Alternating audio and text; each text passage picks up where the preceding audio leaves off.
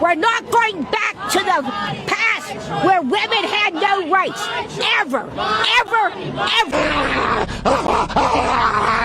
We could set the way for the whole planet by committing to stopping oil. The problem I have is this idea that the one group of people have decided that they are the ones to save the world. How dare you question us because we know what's right. I'm going to glue my hand to some tarmac and then I'm going to be a martyr and I'm going to be a good person while the rest of us can't get on with our day. I'm more than twice her age. You know, I've got kids, I've got a job, I've got an elderly mother. We have to get on with our lives. I can't afford an electric car. I can't afford a heat pump. Most people can't afford that. It's about ego. There's no doubt that we've had a winter without any protest, but as soon as the sun comes out, it's eco-festival time. And it is a festival. It's a big jamboree. It's let's get on social media. Let's sit down with a placard. Let's advertise to my friends what a great person I am. While the rest of ordinary people who have to go to work can't get to work. What's your response? I just can't believe that that's what you're saying. I just can't believe you've exposed everything about me. Anyway, let's get into the main part of the video. So, NYPD detective has been found basically in a rap video twerking, and it says, per official records, she joined the force in 2018 and is currently working as a $144,000 a year grade 3 detective. Anyway, let's have a look at the video, shall we?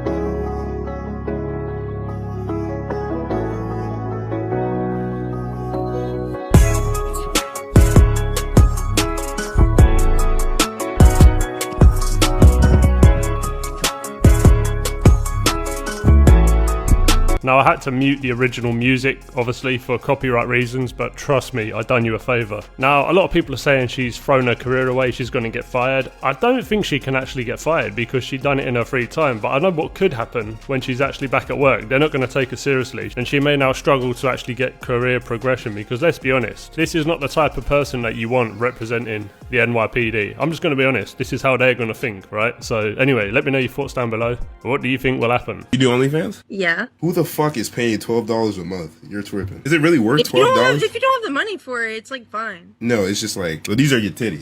Yeah. Okay. So I just got $12 worth of titties for free. This is $12. Are you serious?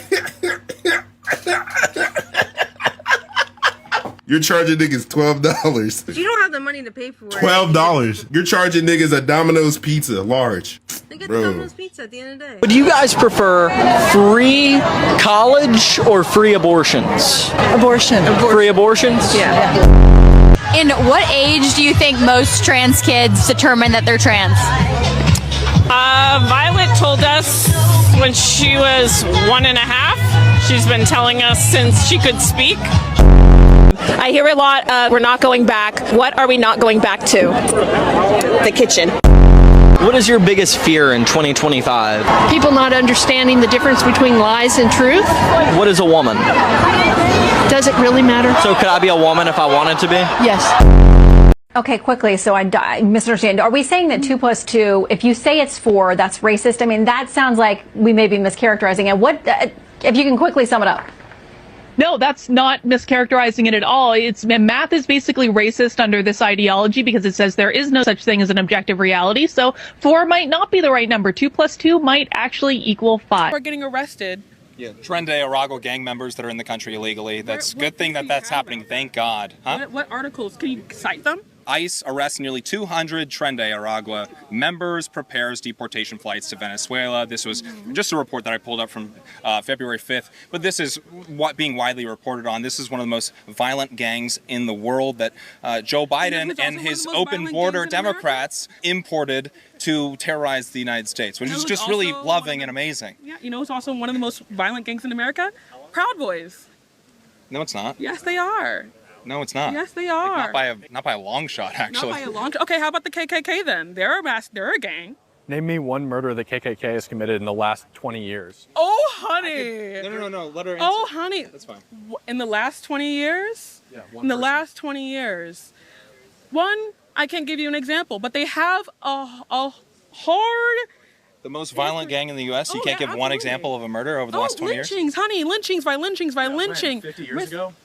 They're not a pertinent problem right now, right? We should be focused on They're people not who a are actively pertinent problem slaughtering right people now? in mass. Oh my gosh, your brains are tiny. I think you're overestimating how much of a threat those groups are. When it comes to the KKK, evil, bad people, I condemn them totally, but I'm not going to pretend like they're like terrorizing Americans everywhere. It's not a thing. It's like, oh, these are the most violent groups. This is the most violent. Tren de Aragua is way more violent than the KKK. American people. These are the examples that you're giving me. I'm giving you examples. I'm saying that Proud Boys are the largest gang in America. That KKK is the largest gang in America. You're saying that Proud Boys are the largest gang in America? Most violent. Excuse my language. What is your basis for saying that, if you don't mind me asking? I'll pull it up. Even if what she was saying was true, that doesn't really make any sense, because just because you've got a violent gang already in America, does that mean you should open the doors and let every single violent criminal in from across the world? And your reason for that is, well, there's already violent people here. Yeah, that makes no fucking sense. In Russia last year, 400 people were arrested for things that they said on social media. 400 people in Russia. Obviously, this country is very different. How many people do you think were arrested in Britain for things they said on social media last year? Go on. Take a guess. I've no idea. 3,300. Really? Arrested for what they'd said on social media? Yeah.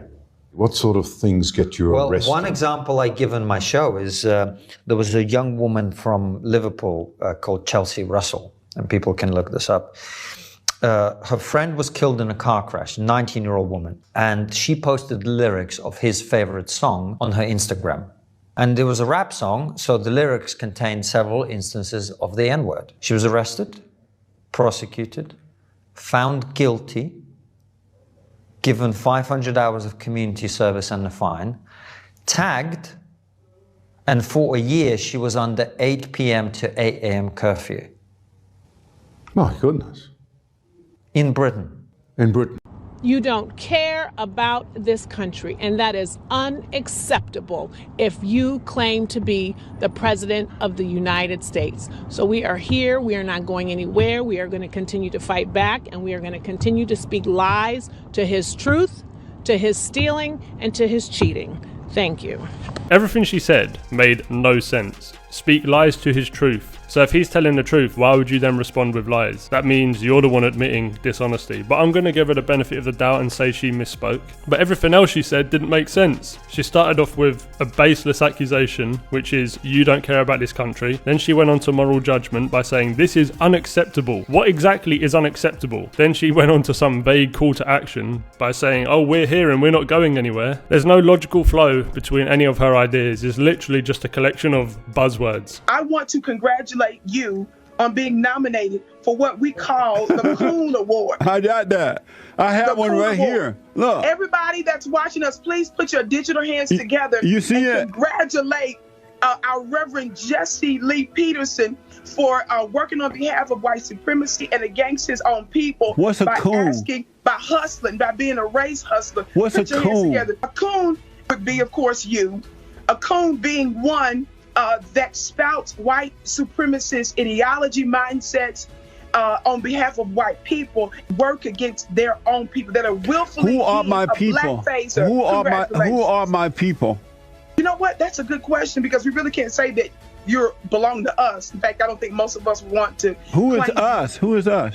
Us meaning black people. You represent all black people?